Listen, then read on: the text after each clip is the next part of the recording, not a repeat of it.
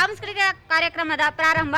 ಮೊಟ್ಟ ಮೊದಲಿಗೆ ಜಾನಪದ ನೃತ್ಯವಾದ ಪೂಜಾ ಕುಣಿತದ ಮೂಲಕ ಕಾರ್ಯಕ್ರಮಕ್ಕೆ ಚಾಲನೆ ನೀಡಲು ಬರುತ್ತಿದ್ದಾರೆ. ಮುದ್ದು ಬಾದಪ್ಪನನ್ನ ವೇದಿಕೆಗೆ ಕರೆತರುತ್ತಿದ್ದಾರೆ ನಿರಂಜನ್ ಅಂಡ್ ಟೀಮ್.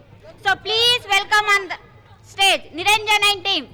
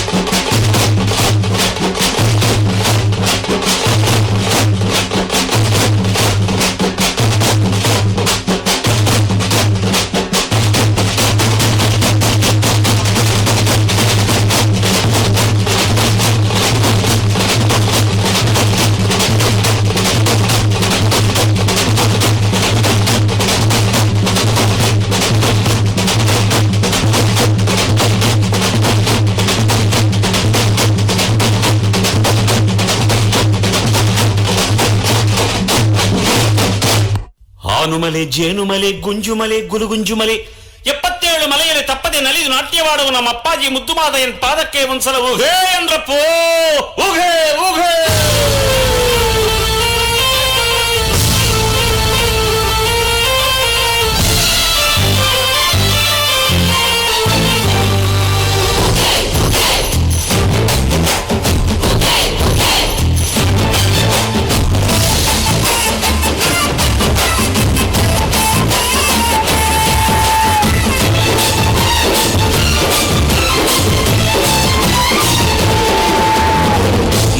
ಮ್ಯಾಲೆ ದುಂಡು ಮಲ್ಲೆ ತಂದು ಚೆಲ್ಲಿತು,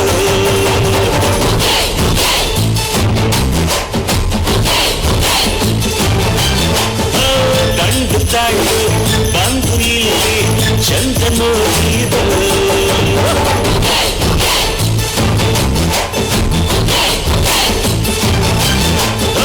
ಧೂಪ ಸೇವೆ ದೀಪ ಸೇವೆ ಮಂಜು ಸೇವೆ ಮಾಡಬಂದಿರು, ಹೂವ ಚೆಲ್ಲಿರೋ ಹೂವ ಚೆಲ್ಲಿರೋ ನಮ್ಮ ಮಾದಗಿಂಗೆ ಹೂವ ಚೆಲ್ಲಿರೋ,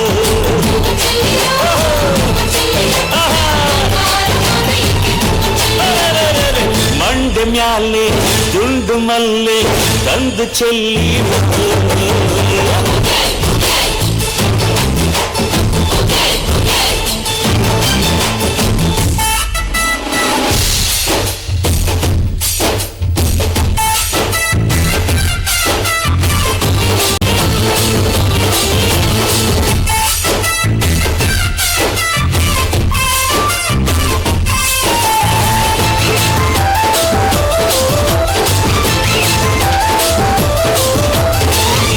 ಮ್ಯಾಲೆ ದುಂಡು ಮಲ್ಲೆ ತಂದು ಚೆಲ್ಲಿರೋ,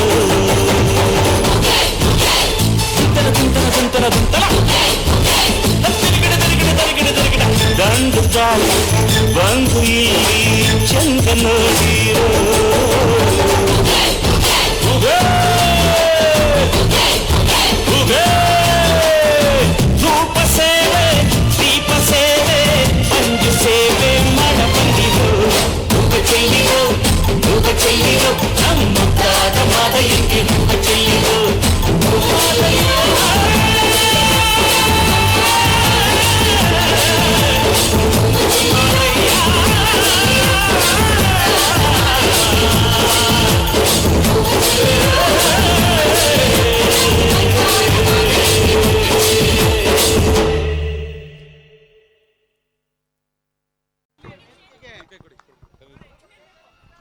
ದಯಮಾಡಿ ಮಾನ್ಯ ಜಿಲ್ಲಾ ಪಂಚಾಯತಿ ಕಾರ್ಯನಿರ್ವಹಣಾ ಅಧಿಕಾರಿಗಳು ವೇದಿಕೆ ಮೇಲೆ ಆಸೀನರಾಗಬೇಕು ಅಂತೇಳಿ ಕೋರ್ಕೊಳ್ತಾ ಇದ್ದೀನಿ.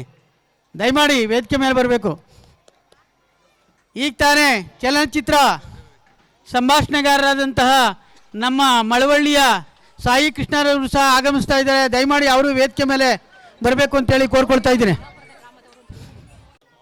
ದಯಮಾಡಿ ಅತಿಥಿ ಗಣ್ಯರು ವೇದಿಕೆ ಮೇಲೆ ಆಸೀನರಾಗಬೇಕು ಅಂತೇಳಿ ಕೋರ್ಕೊಳ್ತಾ ಇದ್ದೀನಿ. ಎಲ್ಲ ಗಣ್ಯರು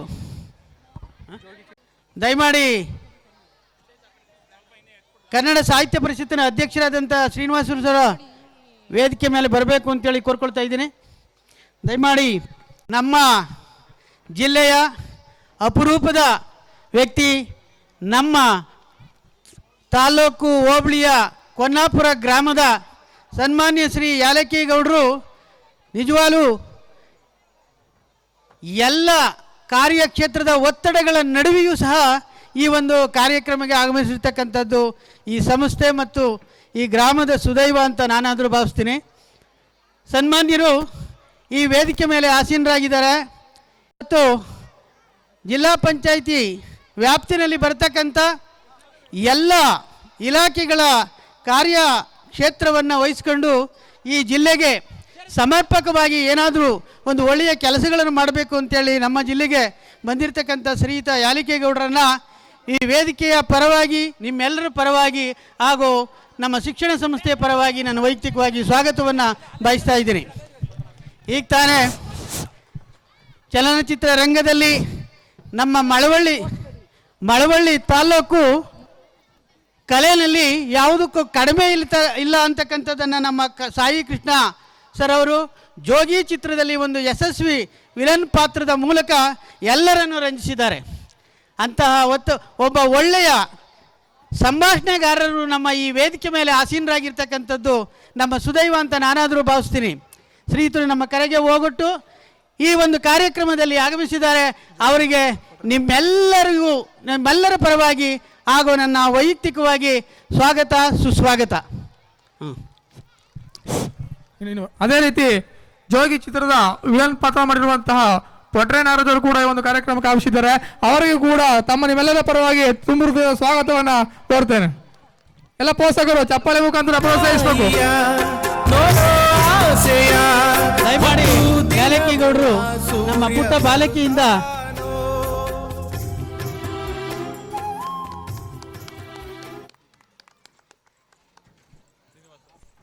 ಶ್ರೀನಿವಾಸ್ ಅವರು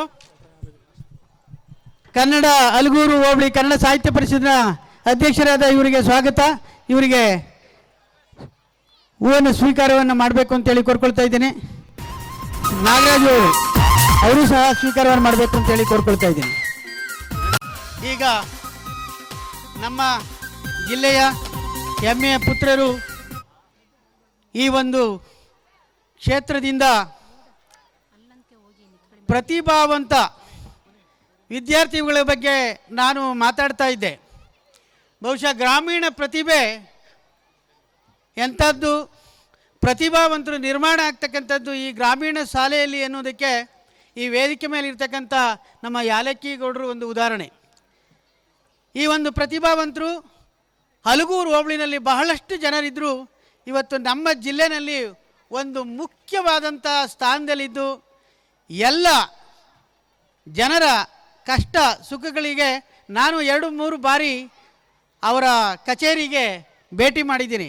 ಬಹಳ ತಾಳ್ಮೆಯಿಂದ, ಬಹಳ ಎಲ್ಲರನ್ನು ಸಮಸ್ಯೆಗಳನ್ನು ಅಹವಾಲನ್ನು ಸ್ವೀಕರಿಸಿ ಸಮಾಧಾನದಿಂದ ಇಲಾಖೆಗಳ ಬಗ್ಗೆ ಒಂದು ಕಾಯಕಲ್ಪವನ್ನು ನೀಡ್ತಾ ಇರತಕ್ಕಂಥ ನಮ್ಮ ಯಾಲಕ್ಕಿಗೌಡ ಸರ್ ಅವರು ದಯಮಾಡಿ ಈ ವೇದಿಕೆಯಲ್ಲಿ ನಮ್ಮ ಪೋಷಕರಿಗೆ, ನಮ್ಮ ಮಕ್ಕಳಿಗೆ ಒಂದು 2 ಮಾತುಗಳನ್ನ ಆಡಬೇಕು ಅಂತೇಳಿ ಕೋರ್ಕೊಳ್ತಾ ಇದ್ದೀನಿ.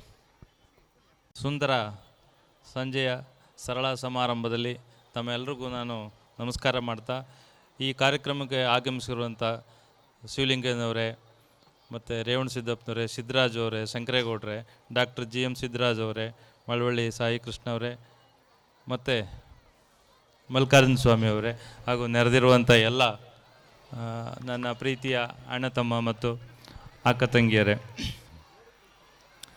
ನನಗೆ ಗಿರಿಗೌಡರು ಅನೇಕ ಒತ್ತಡಗಳ ಮಧ್ಯದಲ್ಲಿ ಅನೇಕ ಮೀಟಿಂಗ್ಗಳಿದ್ರು ಮಧ್ಯದಲ್ಲಿ ಬಂದು ನನಗೆ ಈ ಸಮಾರಂಭದಲ್ಲಿ ಭಾಗವಹಿಸಬೇಕು ಅಂತ ಕೇಳಿದರು. ನಾನು ಎಷ್ಟು ಸಾರಿ ಹೇಳಿದ್ರು ಅವರು ಕೇಳಲಿಲ್ಲ. ಇಲ್ಲಪ್ಪ, ಒತ್ತಡದ ಕಾರ್ಯಕ್ರಮದಲ್ಲಿ ಬರೋಕ್ಕಾಗಲ್ಲ, ಸುಮ್ಮನೆ ಯಾಕೆ ಇದು ಮಾಡ್ತೀರಿ. ಇವತ್ತು ನಾವು ನಾಗಮಂಗಲದ ಹತ್ರ ಒಂದು ಮಲ್ಸಂದ್ರ ಕಾವಲ್ ಅಂತ ಒಂದು 850 ಎಕರೆ ಜಮೀನಿದೆ. ಅಲ್ಲಿ 850 ಎಕರೆ ಜಮೀನಲ್ಲಿ ಡಾಕ್ಟರ್ ಮರಿಗೌಡರು ಹಿಡ್ದಂಥ ಅದಕ್ಕೆ ಇದೇ ಇರಲಿಲ್ಲ, ಏನು ಖಾತೆನೇ ಮಾಡಿರಲಿಲ್ಲ. ಹಾಗಾಗಿ ಅದು ಯಾರೂ ಅಭಿವೃದ್ಧಿನೇ ಮಾಡೋಕ್ಕೆ ಹೋಗಿರಲಿಲ್ಲ. ನಾಗರಾಜ್ ಅಂತ ತಹಸೀಲ್ದಾರ್ ಇದ್ದರು, ಅವರು ಖಾತೆ ಮಾಡಿಕೊಟ್ಟಿದ್ದಾರೆ 850 ಎಕರೆ ಜಮೀನಿಗೆ. ಅದು ಅಭಿವೃದ್ಧಿ ಪಡಿಸೋ ಪ್ರಯುಕ್ತ ಅಲ್ಲಿಗೆ ಹೋಗಿದ್ದು. ಅದು ಒಂದು ಒಳ್ಳೆಯ ಕ್ಷೇತ್ರ ಆಗುತ್ತೆ. ಮುಂದಕ್ಕೆ ಹಾರ್ಟಿಕಲ್ಚರ್ ಕಾಲೇಜು ಕೂಡ ಅಲ್ಲೇ ಅದು ಬರ್ತದೆ. ಹಾರ್ಟಿಕಲ್ಚರ್ ಕಾಲೇಜ್ನೇ ಅಲ್ಲಿ ಮಾಡಬೇಕು ಅಂತಿದ್ದಾರೆ. ಇಂಥ ಒತ್ತಡದಲ್ಲಿ ನಾವಿದ್ದೀವಿ, ಕರಿಬೇಡಿ ಅಂತ ಹೇಳಿದ್ರು. ಆದರೂ ವಿದ್ಯಾರ್ಥಿನ ಕುರಿತು ಮಾತಾಡಬೇಕು ಅಂತ ಹೇಳಿದರು. ವಿದ್ಯಾರ್ಥಿನಿಯರು ಅಂತಂದರೆ, ಈಗ ನೀವು ಭಾರತಿ ಕಾಲೇಜಿನಲ್ಲಿ ನಾವು ಆವಾಗೆಲ್ಲ ಓದ್ಬೇಕಾದ್ರೆ ಒಂದು ಬೋರ್ಡ್ ಇತ್ತು, ಅದು ಕುವೆಂಪು ಅವ್ರದ್ದು, ಪ್ರತಿಯೊಬ್ಬ ವಿದ್ಯಾರ್ಥಿ ಒಬ್ಬ ಗೌರವಾನ್ವಿತ ಕಲಾ ತಪಸ್ವಿ ಅಂತ. ಅದು ಈಗಲೂ ಇಟ್ಕೊಂಡಿದ್ದಾರೆ ಅಂತ ನಾನು ಅಂದ್ಕೊಂಡಿದ್ದೀನಿ ಆ ಬೋರ್ಡು. ಅದಕ್ಕೆ ಅಷ್ಟು ಮಹತ್ವ ಇದೆ. ಮತ್ತು ವಿದ್ಯಾರ್ಥಿಗಳು ಭತ್ತ ತುಂಬುವ ಚೀಲಗಳಾಗದೆ ಭತ್ತ ಬೆಳೆಯುವ ಗದ್ದೆಗಳಾಗಬೇಕು ಅಂತ ಕುವೆಂಪು ಅವರು ಒಂದು ಮಾತು ಹೇಳ್ತಾರೆ. ಅಂದರೆ ಕೇವಲ ಓದೋದ್ರ ಮೂಲಕ ನಮಗೇನೋ ಒಂದು ಸರ್ಟಿಫಿಕೇಟ್ ಬರ್ಬೋದು, ಮಾರ್ಕ್ಸ್ ಬರ್ಬೋದು. ಆ ಮಾರ್ಕ್ಸು ನಿಜ ಜೀವನದಲ್ಲಿ ಏನು ಅದು ಸಾರ್ಥಕತೆ ತಂದು ಕೊಡೋದಿಲ್ಲ. ಓದು ಒಕ್ಕಾಲು, ಬುದ್ಧಿ ಮುಕ್ಕಾಲು ಅಂತ. ಅಂದರೆ ಓದು ಓನ್ಲಿ 25%, ಬುದ್ಧಿನೇ 75%. ನಾನು ಭಾಳಷ್ಟು ಜನ ನೋಡಿದ್ದೇನೆ, ರ್ಯಾಂಕ್ ತೆಗೆದವರು ಅವ್ರ ಜೀವನದಲ್ಲಿ ಸಕ್ಸಸ್ ಆಗಲಿಲ್ಲ. ಆದರೆ 35%, 40% ಜೀವನದಲ್ಲಿ ತೆಗೆದವ್ರ ಜೀವನದಲ್ಲಿ ಭಾಳ ದೊಡ್ಡ ಸಕ್ಸಸ್ ಆಗೋರೆ, ಲೀಡ್ರುಗಳು ಆಗೋರೆ. ಅದು ನಾವು ಯೋಚನೆ ಮಾಡಬೇಕಾದಂಥ ಪ್ರಶ್ನೆ, ವಿಚಾರ. ವಿದ್ಯಾರ್ಥಿಗಳಿಗೆ ಅವ್ರದ್ದು ಯಾವ ಕ್ಷೇತ್ರದಲ್ಲಿ ಪ್ರತಿಭೆ ಇದೆ ಅದನ್ನು ಬೆಳೆಸಬೇಕು. ಬೆಳೆಸಿ ಆ ಕ್ಷೇತ್ರದಿಂದ ನಾವು ಅವರಿಂದ ಏನಾದರೂ ಒಂದು ನಿರೀಕ್ಷಿಸಿ ನಾವು ಸಮಾಜಕ್ಕೆ ಒಳ್ಳೆಯದನ್ನು ಮಾಡಬೇಕು. ಸಮಾಜಕ್ಕೆ ಒಳ್ಳೆಯದನ್ನು ಮಾಡೋಕೆ ರೈತರು ಮಾಡ್ತಾರೆ. ಈಗ ರೈತರಿಗೂ ಸೂಪರ್ ಸ್ಟಾರ್ ಅಂತ ಕೊಟ್ಟಿದ್ದಾರೆ. ಸಿನಿಮಾದಲ್ಲಿ ಹೋದರೆ ಅವರು ಸೂಪರ್ ಸ್ಟಾರ್ಸೆ. ಅವರವ್ರ ಕ್ಷೇತ್ರದಲ್ಲಿ ಯಾರು ಪರಿಣಿತಿ ಪಡೆದವ್ರು ಅವರೆಲ್ಲ ಸೂಪರ್ ಸ್ಟಾರ್ಸೆ. ನಾವು ಯಾವ ಕಾಯಕಕ್ಕೂ ನಾವು ಇದು ಮೇಲೂ ಇದು ಕೀಳು ನಮಗಿಲ್ಲ. ಕಾಯಕ ಗೌರವ ಇದ್ದೇ ಇರ್ತದೆ. ಆದರೆ ಅದರಲ್ಲಿ ಪರಿಣಿತಿ ಅಥವಾ ಶ್ರೇಷ್ಠತೆ ಅನ್ನೋದು ವಿದ್ಯಾರ್ಥಿ ಅಥವಾ ವಿದ್ಯಾರ್ಥಿನಿ ಪಡಿಬೇಕು. ನೀವು ಇಂಜಿನಿಯರಿಂಗ್ ಆಪ್ಟ್ ಮಾಡ್ಕೊಂತೀರಿ ಅಂತೇಳಿ, ಇಂಜಿನಿಯರಿಂಗ್ ಆಪ್ಟ್ ಮಾಡ್ಕೊಂಡ ತಕ್ಷಣಕ್ಕೆ ಇಂಜಿನಿಯರಿಂಗ್ನಲ್ಲಿ ಪರಿಣಿತಿ ಇದ್ದರೆ ಮಾತ್ರ ಗೌರವ. ಅಂದರೆ ವಿಶ್ವೇಶ್ವರಯ್ಯರಂಥ ಪ್ರತಿಭೆ ಇದ್ದರೆ ಅಥವಾ ಅದು ತತ್ಸಮಾನ ಪ್ರತಿಭೆ ಇದ್ದರೆ ಮಾತ್ರ ಗೌರವಿಸಿಲ್ದರೆ ಕಾಮನ್ ಆಗಿ ಅವನು ಒಬ್ಬ ಇಂಜಿನಿಯರ್ ಆಗಿರ್ತಾನೆ, ಅವರಿಂದ ಏನು ಸಮಾಜಕ್ಕೆ ಕೊಡುಗೆ ಇರೋದಿಲ್ಲ. ಡಾಕ್ಟ್ರಾದರೂ ಅಷ್ಟೇ, ಎಲ್ಲ ಡಾಕ್ಟ್ರುಗಳು ಅವರು ಸ್ಪೆಷಾಲಿಟಿ ಇದ್ರಷ್ಟೇ ಅವ್ರಿಗೆ ಗೌರವ ಇರ್ತದೆ. ಎಲ್ಲರೂ ದೇವಿ ಪ್ರಸಾದ್ ಶೆಟ್ಟಿ ಆಗೋಕ್ಕಾಗಲ್ಲ, ಎಲ್ಲರೂ ಡಾಕ್ಟರ್ ಮಂಜುನಾಥ್ ಆಗೋಕ್ಕಾಗಲ್ಲ, ಎಲ್ಲರೂ ಮಹಮ್ಮದ್ ರೈಲ್ ಆಗೋಕ್ಕಾಗಲ್ಲ. ಅವರಲ್ಲಿ ಪ್ರತಿಭೆ ಇರಬೇಕು. ಅಂತರಂಗದಲ್ಲಿ ಘನ ತಪಸ್ಸಿದ್ದರೆ ಬಹಿರಂಗದಲ್ಲಿ ಸಿದ್ಧಿ ಆಗ್ತದೆ ಅಂತ, ಅಂತರಂಗದಲ್ಲಿ ಟೊಳ್ಳಿದ್ದರೆ ಬಹಿರಂಗದಲ್ಲಿ ಬಿಡುಬಿಡಿಕೆ ಆಗುತ್ತದೆ ಅಂತ. ಬಟ್ ಯಾವುದೇ ಕ್ಷೇತ್ರ ಆಗಲಿ, ಆ ಕ್ಷೇತ್ರ ಆಯ್ಕೊಂಡ ಮೇಲೆ ನಿಷ್ಠೆಯಿಂದ ದುಡಿಬೇಕು, ಅದರಲ್ಲಿ ಒಂದು ರೆಕಗ್ನಿಷನ್ ಗಳಿಸಬೇಕು ಅನ್ನುವಂಥದ್ದು ವಿದ್ಯಾರ್ಥಿಗಳಿಗೆ ಇರಬೇಕು. ನೀವೇನಾಗಬೇಕು ಅನ್ನುವಂಥದ್ದನ್ನೇ ಈಗಲೇ SSLC ಓದುವಾಗಲೇ ನೀವೊಂದು ಡಿಸೈಡ್ ಮಾಡ್ಕೊಂಡಿದ್ರೆ ನಿಮಗೆ ಒಂದು ಮುಂದಿನ ಗುರಿ ಸುಲಭ ಆಯ್ತದೆ. ಮತ್ತು ಆ ದಿಶೆಯಲ್ಲಿ ಹೋಗೋಕ್ಕೆ ನಿಮ್ಗೆ ಅನುಕೂಲ ಆಯ್ತದೆ. ನಿಮಗೆ ನಮ್ಮ ಟೀಚರ್ಸ್ ಇರ್ಬೋದು ಅಥವಾ ಕಾಲೇಜಿನಲ್ಲಾದರೆ ಲೆಕ್ಚರರ್ಸ್ ಇರ್ಬೋದು, ಅವ್ರ ಮಾರ್ಗದರ್ಶನ ಅನಿವಾರ್ಯ. ಮತ್ತು ಎಲ್ಲರೂ ಗುರುಗಳನ್ನು ಒಪ್ಕೊಳ್ಳೋದು ಅಪ್ ಟು SSLC ವರೆಗೆ. ಯಾಕೆ ಅಂತಂದರೆ ಆವಾಗ ಒಂದು ರೀತಿಯ ಇನ್ನೂ ಮನಸ್ಸಿನಲ್ಲಿ ನಮಗೆ ಮೆಚುರಿಟಿ ಬಂದಿರೋದಿಲ್ಲ.